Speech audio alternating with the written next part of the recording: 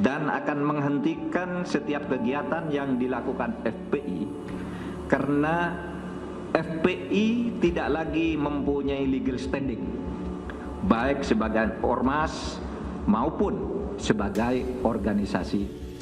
FPI menjadi ormas terlarang merupakan topik pembicaraan di banyak tempat beberapa saat yang lalu di penghujung tahun 2020. Ada yang pro, ada yang kontra, dan pastinya ada yang tidak peduli. Bagaimana pendapat seseorang yang sederhana dan sontoloyo seperti Bosman melihat fenomena ini? Karena kamus kata masalah telah hilang di benak seorang sontoloyo ini diganti dengan peluang, maka ada sisi lain sebenarnya terlarangnya FPI ini bisa-bisa merupakan sesuatu yang bagus, sesuatu yang menantang bagi Anda fans FPI atau anggota FPI, sesuatu yang ditunggu kebaikannya yang lebih advance lagi. Hal ini mungkin memang yang harus terjadi untuk membuat semua pihak menjadi lebih maju lagi ke depannya. Kita melihat dari sisi positifnya dalam menganalisa terlarangnya FPI. Kita awali dengan bentuk negara Indonesia tercinta ini. Kita harus menyadari siapapun berada di balik perubahan Undang-Undang 45 menjadi Undang-Undang 2002. Kalian sesungguhnya telah berhasil memporak-porandakan negara Indonesia tercinta ini menjadi negara seperti saat ini yang penuh dengan transaksi.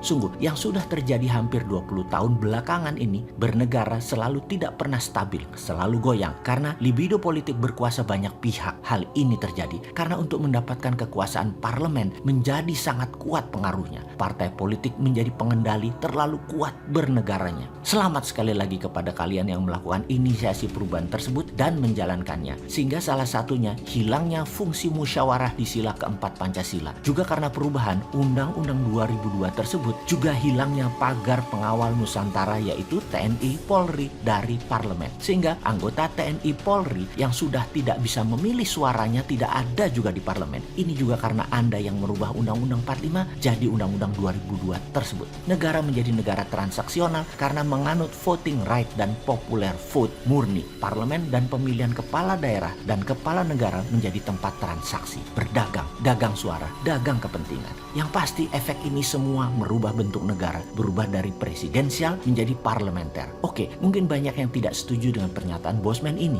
bahwa bentuk negara saat ini adalah dari presidensial berubah menjadi parlementer. Namun izinkan saya menjelaskan dari sisi lain, yaitu dengan threshold 20% untuk pemilihan calon presiden, itu adalah ciri parlementer, di mana parlemen dipilih dulu, mengendalikan dulu, baru bersama-sama mencalonkan presiden. Kalau suara mereka lebih dari 20% di parlemen, mereka bisa mencalonkan sendiri calon pemimpin mereka. Di sini calon presiden sangat terseleksi karena harus melalui mekanisme partai. Calon bagus tak berpartai, tidak ada akses masuk ke partai dan tidak mau negosiasi kepentingan partai, ia akan terus menjadi di luar sistem bernegara parlementer ini. Kalau tidak ada yang 20% partai mendapatkan suara parlemen, maka partai bergabung, berkonsolidasi sehingga calon bisa dipasangkan dan diajukan. Pemilihan yang parlemen terlebih dahulu dan presiden menggunakan threshold jumlah parlemen adalah ciri bentuk bernegara parlementer, parlemen pengendali. Jadi versi Bosman, bentuk pemerintahan Indonesia saat ini sejak 2002 adalah parlementer. Sehubungan dengan hal itu, dengan kekuatan pendukung yang fanatik serta kuat, maka saudaraku FPI yang sekarang ormasnya menjadi terlarang, saya atas nama pribadi mengajukan usulan, jangan buat FPI ormas lagi ke depannya. Jangan buat ormas